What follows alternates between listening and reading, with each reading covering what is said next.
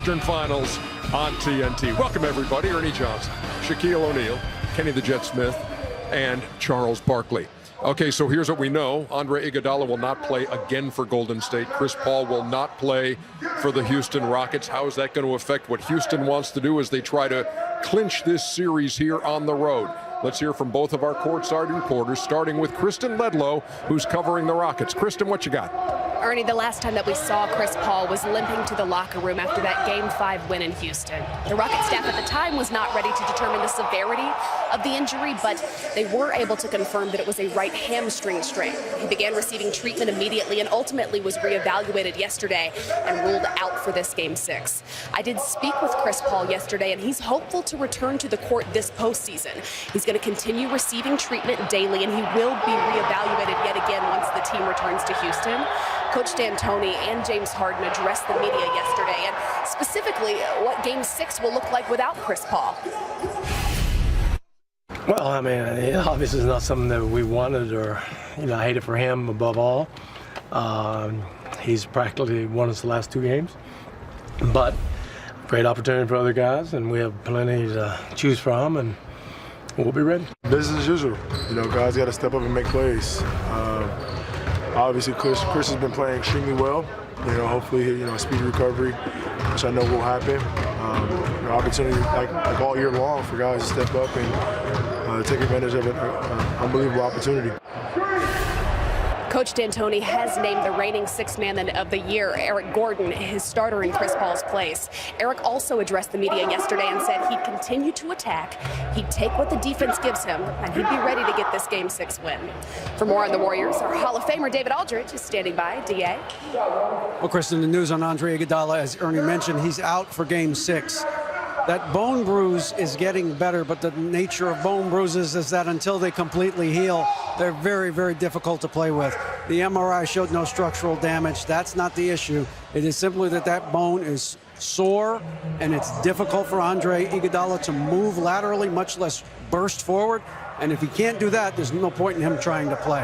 Now, the Warriors did get a bit of good news with Patrick McCaw. Their young second-year guard will be in uniform tonight, even though he's not expected to play in this game, and probably not in this series, even if there's a Game 7.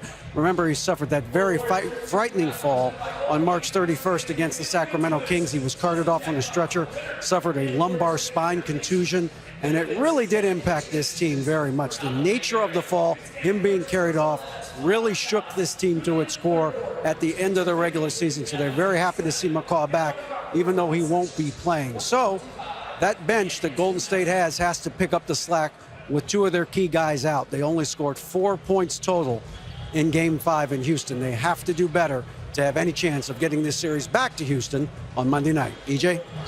Yeah, DA, all this talk about the Hamptons 5 lineup that they have when Iguodala is in there, but the other night it was more like the Hampton Inn lineup.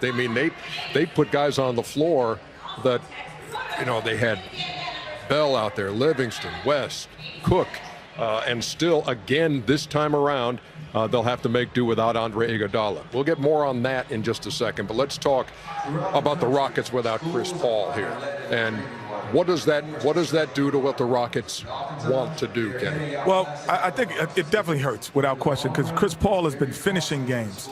And, that's what he was really brought in here for, to finish games. But James Harden, individually, he passes to me more when Chris Paul is not in the game. They're going to probably go to the pick and roll here. As you see, James Harden, now you have the shooter still in the corner, but you have driving lanes a little bit more. So they'll go back to more of the pick and roll instead of the isolation, because you don't have 2 guys that can isolate. So you have to get body involved. Again, ball movement, body movement is a little bit better because of the isolation. Does it help you win games? Not all the time. So again, guys move the basketball. So freeze it here. Eric Gordon has the basketball.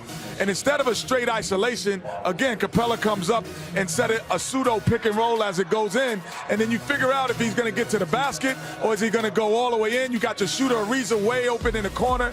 And these guys look to pass when they drive more than score. Again, Capella is going to be more involved. He's going to just be there as a brush screen. But again, you're going to have driving lanes, and then you're going to have deep corner threes if you want them, because that's going to be the opportunities that you're going to have. They're not a better team with out Chris Paul, but James Harden is a better player sometimes because he will pass. He says, I know I'm going to have it all the time now. So I think when Chris is there, a lot of times he says, well, it's my turn to score. And he doesn't get other guys involved as easily. Well, I disagree with that. You disagree with what part? I said a lot. All of it. You don't think that Chris is... I thought it was a very impressive breakdown. And you don't think Chris is going to be missed? Hold on. No, yeah. Let me make Then my you point. agree then? No. You say you disagree with everything, and then you're going to say, I want to hear it. Because Chris Paul is their closer. Mike D'Antoni just said it. He single-handedly won their last 2 games. The thing that Chris Paul does better, he makes the players around him better.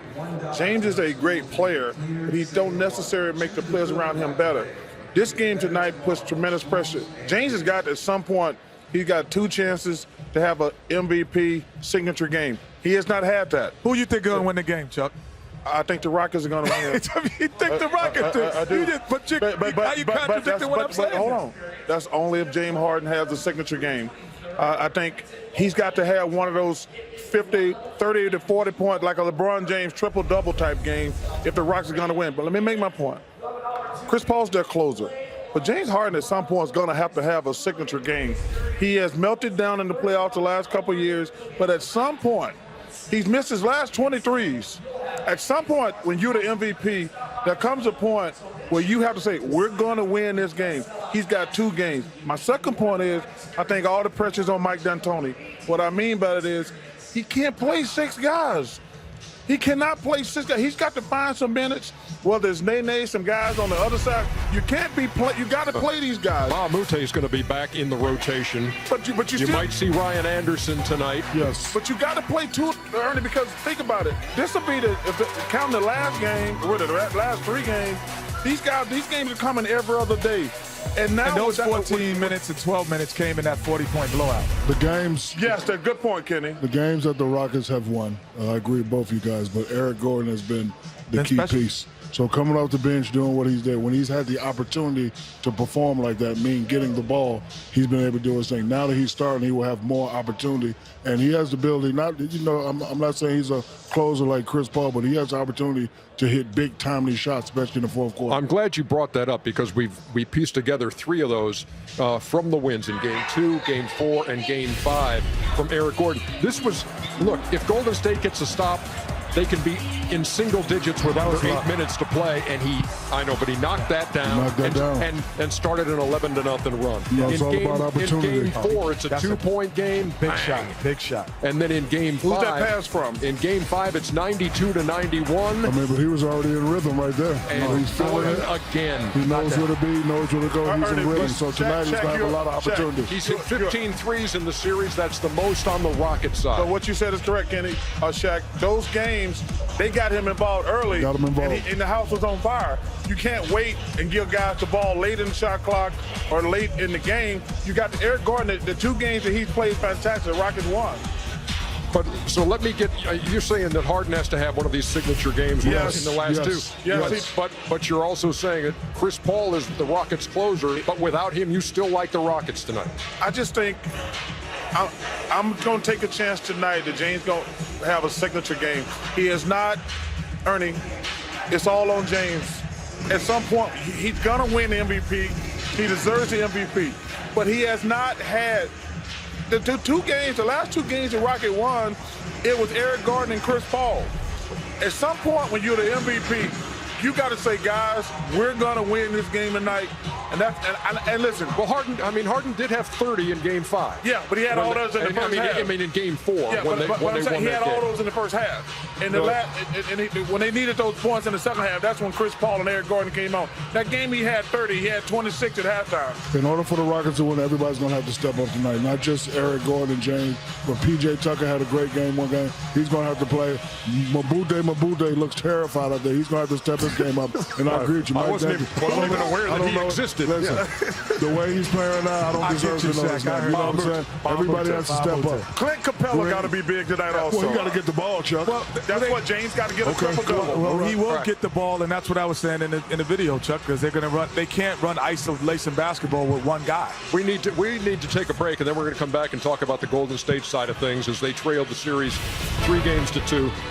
Chuck took Warriors in 3. Now he's taking the Rockets in Game 6. Yep. Yes, Rick, you're hearing correctly. You've been watching like a hawk in the course of this series. This is all true. Draymond Green. But did you ever warm up with headphones on, Shaq? No, wasn't allowed to. I mean, you can't play with him, so why would you shoot with him? Well, they didn't have Bluetooth when we played.